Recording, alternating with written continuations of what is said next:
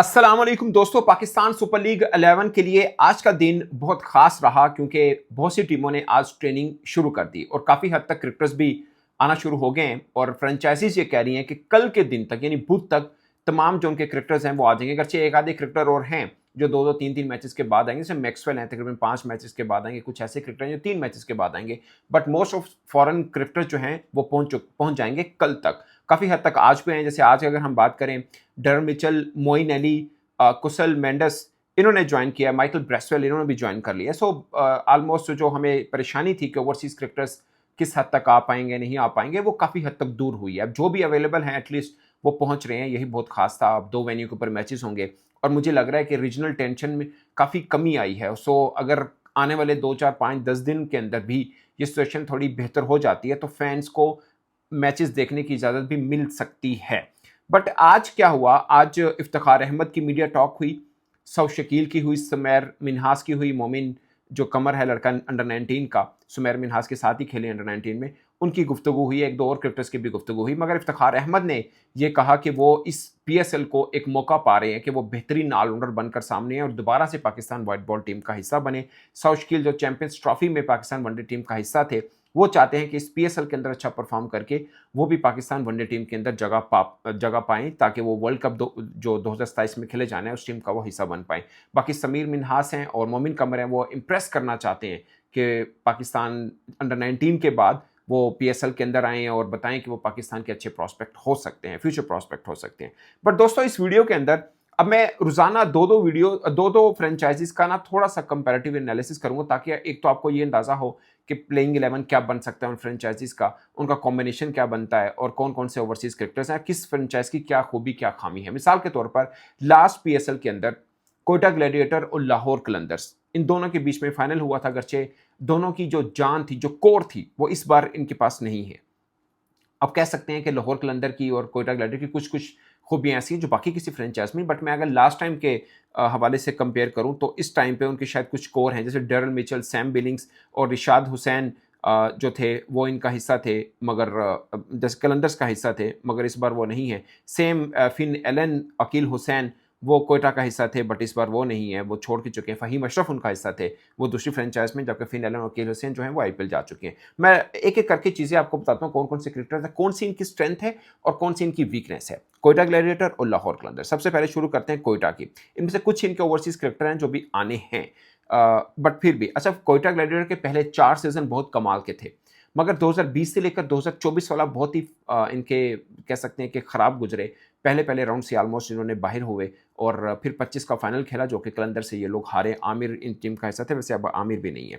अच्छा जी, अब आते हैं इनके जो हैं सौ शकील और शामिल हुसैन, ये मोस्ट प्रोबेबली इनके ओपनर हो सकते हैं, या आप कह सकते हैं ख्वाजा नाफे भी इनकी टीम का हिस्सा है, हसन नवाज भी इनकी टीम का हिस्सा है। सो ख्वाजा नाफे भी ऊपर आ सकते हैं, वैसे ख्वाजा नाफे लगातार मिडल में खेल रहे हैं, तो मैं इसलिए शामिल हुसैन और सौ शकील को ओपन समझ रहा हूँ। Rilee Rossouw, Hasan Nawaz, Bevon Jacobs New Zealand के ऑलराउंडर हैं, वो इनका हिस्सा है। टॉम करन इसमें हैं।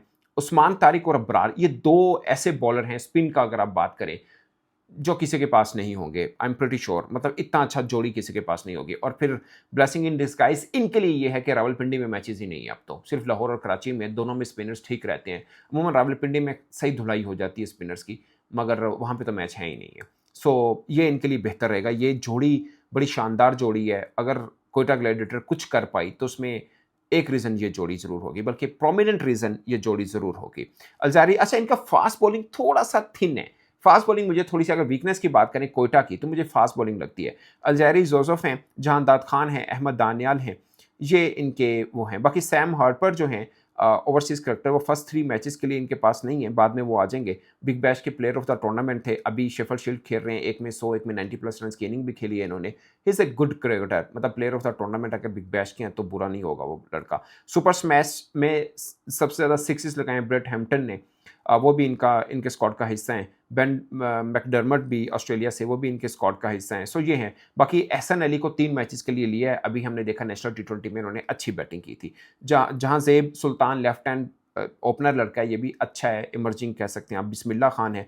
फास्ट बॉलिंग की बात करें तो साकिब खान जो काजिम ट्रॉफी में लीडिंग विकेट टेकर में थे, वो इसमें हैं। बट मुझे लगता है कि पेस बैटरी इनकी थोड़ी सी वीक है एज़ कम्पेयर टू इनके स्पिनर्स और बैटिंग देखी जाए तो। पेस में थोड़ा सा मतलब जहांदाद खान होंगे इनके पास, Alzarri Joseph, Ahmed Daniyal, attack थोड़ा सा मुश्किल लग रहा है मुझे। सैम बकीट करम तो हैं इनके, बट फिर भी मुझे थोड़ा सा इनका पेस अटैक कंपैरेटिवली बाकी चीज़ों के मुझे लग रहा है कि थोड़ा सा मुश्किल रहेगा। बाकी टॉम करम ने बताया वो हैं, अबरार और उस्मान तारिक नीचे से संभाल सकते हैं। मुझे लगता है कि प्लेइंग 11 में दोनों होने चाहिए। कराची और लाहौर में तो मैचेस हैं, सो वो संभाला दे सकते हैं 8 ओवर तक। ठीक है, अहमद दानियल ऑलराउंडर्स हैं, मतलब बॉलिंग ऑलराउंडर एक्चुअली में, थोड़ी बहुत छक्के चौके मार लेते हैं। बाकी डेथ ओवर वो अच्छा कर सकता है लड़का। बाकी अल्जारी जोसेफ कितना लेके चल सकते हैं, करन कितना लेके चल सकते हैं, वो थोड़ा सा इनके लिए ज़रूर रहेगा प्रॉब्लम। अब आते हैं लाहौर। लाहौर ने 2024 के अंदर एक मैच जीता था और 25 में ट्रॉफी जीती थी पीएसएल की, और 3 बार जीत चुके हैं ये। वैसे बाय द वे सबसे ज़्यादा जीतने वाले हैं इस्लामाबाद यूनाइटेड के साथ, ये भी 3 जीते हैं, वो भी 3 जीते होंगे। सो 24 में बुरा था बट 25 में शानदार था। और इनकी सबसे बड़ी खूबी ये है कि इन्होंने अपनी कोर टूटने नहीं दी, भले ऑक्शन में खरीदना पड़ा, जैसे भी करना पड़ा। कोर नहीं, लाइक हारिस रऊफ, फखर जमान को ऑक्शन में पकड़ा मगर छोड़ा नहीं है, और वो कोर इनकी बरकरार है। ये इनकी स्ट्रेंथ है। फास्ट बॉलिंग पीएसएल में सबसे तगड़ी है, बल्कि पाकिस्तान की पेस बैटरी एक्चुअली इन्हीं के पास है। सो आप ये कह सकते हैं कि पेस अटैक सबसे अच्छा इनके पास है। अब लाहौर और कराची में पेस अटैक कितना फेवर कर सकता है वो इनको देखना है। उसामा मीर को इन्होंने लिया, लास्ट टाइम इनके पास रिशाद हुसैन थे। उसामा मीर ने नेशनल टी20 में बहुत शानदार ना सिर्फ बॉलिंग की है बल्कि 1-2 इनिंग बैटिंग भी बहुत अच्छी की है उन्होंने। वो फॉर्म में है, ये इनके लिए अच्छी न्यूज़ है। शहीन शाह अफरीदी हैं, हारिस रऊफ है, मुस्तफ़ीज़ और रहमान कुन और उबैद शाह।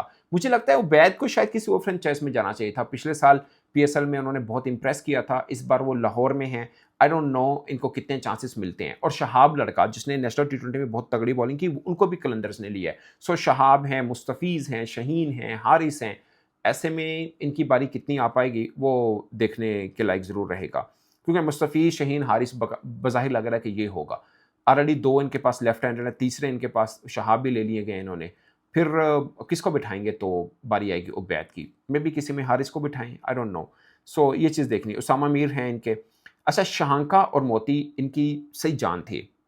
प्लेइंग जो इनकी बनते थे ना स्क्वाड, दोनों नहीं है। शांका चले गए आईपीएल में, मोती का पता नहीं, हो सकता वो भी गुताकेश मोती अच्छा लेफ्ट आर्म स्पिनर है। वो साथ उसामा मीर होते तो बड़ा तगड़ा इनका स्क्वाड बनता था, वो नहीं है। शांका भी होता था, शांका 3-4 ओवर भी डाल लेते हैं, बैटिंग भी ठीक है। आखिरी मैच आपको याद होगा पाले किले में वर्ल्ड कप का, उन्होंने पाकिस्तान के खिलाफ बहुत अच्छी बैटिंग की थी। डैनियल सैम इन्होंने लिया, विले लागा को लिया। Wellalage is a very good spin allrounder, मगर श्रीलंका की कंडीशन में। राइजिंग स्टार चैंपियनशिप में श्रीलंका टीम में थे, कुछ ज़्यादा बॉलिंग नहीं कर पाए। एशिया कप में यूएई में खेले, कुछ ज़्यादा बेहतर नहीं खेल पाए थे वो। सो लेट्स सी कि पाकिस्तान कंडीशन में वो कैसा खेल पाएंगे पीएसएल के अंदर। सो ये इन्होंने लिया है शहांका और मोती की जगह पे विले लगे और डैनियल सैम को। आई डोंट नो, सिकंदर रजा, ये इनकी बेसिकली कोर रीढ़ की हड्डी जो रखते हैं वो सिकंदर रजा हैं। पहले राशिद खान हुआ करते थे अफगानिस्तान के, वो काफ़ी टाइम पीरियड से अब नहीं आ रहे, मगर राशिद खान की जगह पे कह लें उसामा मीर को रोल दिया लेग स्पिनर का।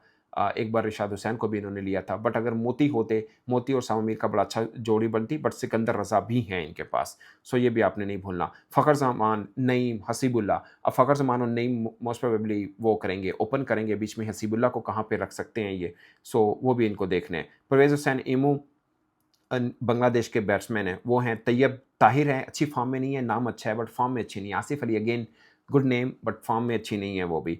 हुसैन तलत इंजर्ड हैं, आई डोंट नो वो खेल पाते नहीं खेल पाते। रॉबिन हार्मन जो हैं वो भी साउथ अफ्रीका न्यूजीलैंड के साथ खेल रही है। अब तक के जो 4 मैच खेले कुछ ज़्यादा अच्छा नहीं वो खेल पाए हैं, बट कीपर बैट्समैन है, बस ठीक है। मतलब उनका वैसे रिकॉर्ड उठाएं तो बहुत शानदार है, बट अभी साउथ अफ्रीका जो न्यूजीलैंड की सीरीज चल रही है उसमें ज़्यादा बेहतर नहीं खेल पाए। लास्ट ईयर इनके पास Daryl Mitchell, Sam Billings, Rishad Hossain थे।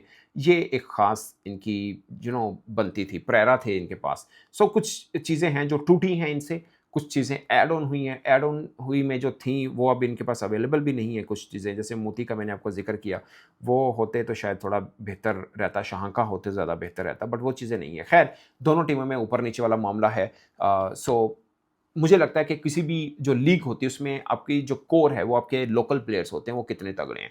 सो अगर कलंदर्स की आप बात करें, फ़खर जमान है, नईम है, तैयब ताहिर हैं, ये इनके बैटिंग के लेने। सिकंदर रजा एक्चुअली ओवरसीज़ में आते हैं बट वो भी इनकी बैटिंग कोर हैं। फास्ट बॉलिंग में इनके पास शहीन हैं, हारिस रऊफ हैं, उसामा मीर हैं। सो कोर इनकी बेहतर है, नॉट बैड। अगेन आप कोयटा ग्लैडिएटर की देखें तो उस्मान तारिक और बरार जैसा स्पिनर किसी के पास नहीं होगा। मतलब आप नेशनल टीम में खेलते हैं, आप ये अंदाज़ा लगा सकते हैं। तो पेस बैटरी जो है इनकी कलंदर्स की, वो नेशनल टीम में खेलती है। सो मुझे लगता है कि दोनों का पलड़ा अगर आप देखें तो एवरेज टीमें हैं, बट ठीक है मामला फिल वक्त। दोनों की स्ट्रेंथ और वीकनेस आपने देख ली है। मुझे लगता है कि स्पिन से शायद थोड़ा सा कलंदर्स को मार खाएँ और कुछ बैटिंग ओवरसीज़ उनकी बुरी हैं, वहाँ पर कोयटा की बॉलिंग थोड़ी-सी मुझे थिक लगी है, थिन लगी है सॉरी, वो ज़्यादा बेहतर नहीं है। सो ये दोनों का कंपैरेटिव एनालिसिस आपके सामने है। बाकी आज से प्रैक्टिस सेशंस शुरू हुए हैं, तमाम फ्रेंचाइज़ीज़ ने किए हैं, उनमें किसी किसी की गुफ्तगू भी हुई है और क्रिकेटर्स काफ़ी हद तक आ पहुँचे हैं। कल तक सबके मुकम्मल हो जाएँगे, फिर 26 से पहला मैच खेला जाएगा और दुआ गो आप भी रहिए, हम भी हैं कि जल्दी से ये रीजन के हालात थोड़े बेहतर हों और फैन्स को आकर देखने का मौका मिले। क्योंकि मुझे लग रहा है बहुत अच्छे खिलाड़ी खेल रहे हों बट फैन्स नहीं हों, बड़ा फीका रहता है। वो लगता है कि 30% चीज़ की कोई कमी है उसमें। सो वो चीज़ है जो हम फ़ील कर सकते हैं। अल्लाह ना करे ऐसी कोई कमी देखने को मिले, but of course rational approach देखी जाए तो फैन्स के ना होने का इम्पैक्ट ज़रूर होता है। उसका फिर डिजिटल जो आईबॉल्स आते हैं वो भी कम हो सकते हैं। सो दोस्तों, पीएसएल की अपडेट फ़िलवक़्त ये थी। मज़ीद कल जो भी चीज़ हुई आपके साथ शेयर की जाएगी। इस पर आप अपनी राय कमेंट की सूरत में ज़रूर बताइएगा। मेरी तरफ से इतना ही। इजाज़त दीजिए। अल्लाह ने के बाद।